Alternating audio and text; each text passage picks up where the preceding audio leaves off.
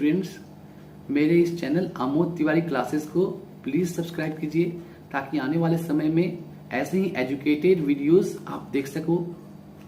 Thank you. Balance of trade क्या होता है? व्यापार संतुलन क्या होता है?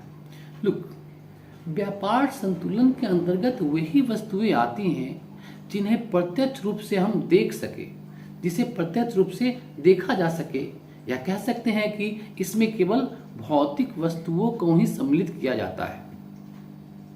व्यापार संतुलन बैलेंस ऑफ ट्रेड के अंतर्गत वही वस्तुएं सम्मिलित होती हैं तो प्रत्यक्ष रूप से आयात निर्यात होती हैं।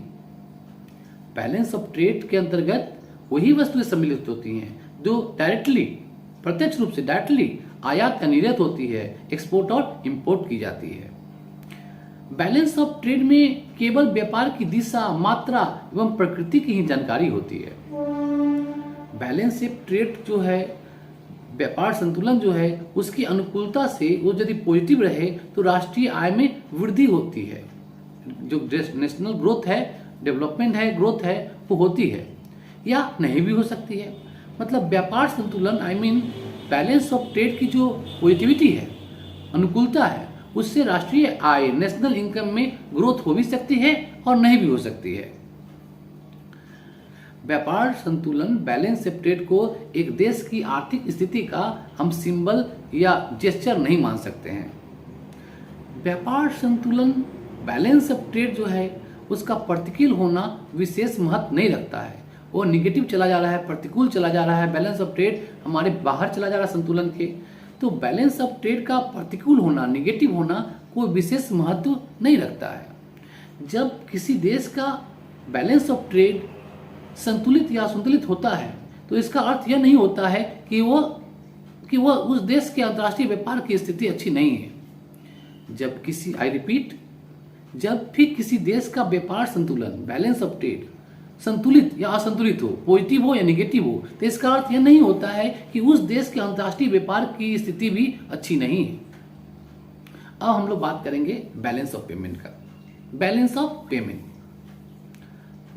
ऑफ पेमेंट अर्थात भुगतान संतुलन।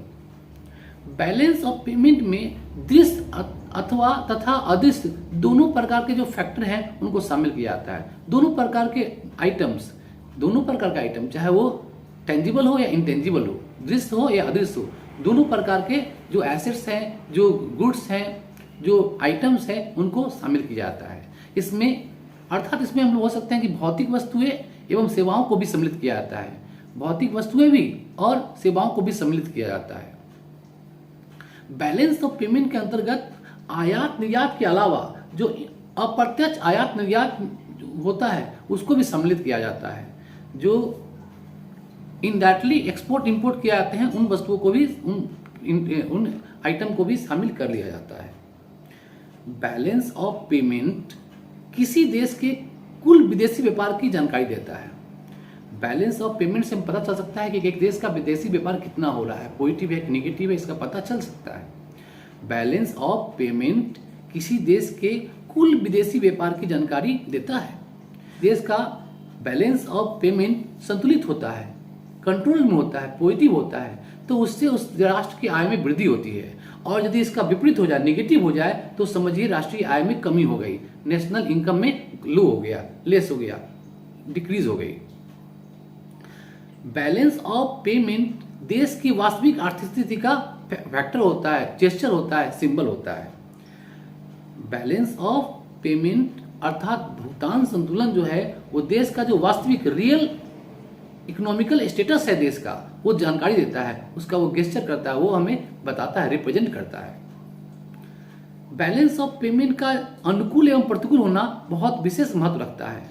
भुगतान संतुलन बैलेंस ऑफ पेमेंट जो है, वो देश की आर्थिक स्थिति का पता तो लगाता ही है, बता देता ही है।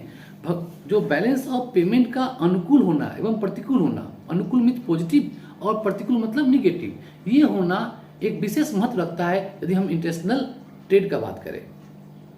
जब किसी विदेश की आयात की अपेक्षा निर्यात अधिक हो जाती है, आयात मतलब इंपोर्ट, एक्सपोर्ट मतलब निर्यात, जब भी किसी देश में आयात की अपेक्षा निर्यात अधिक हो जाता है, मतलब एक्सपोर्ट ज़्यादा और इंपोर्ट कम हो तो उस देश का भुगतान संतुलित होता है, पॉजिटिव होता है, मतलब उसका बैलेंस ऑफ पेमेंट पॉजिटिव होता है।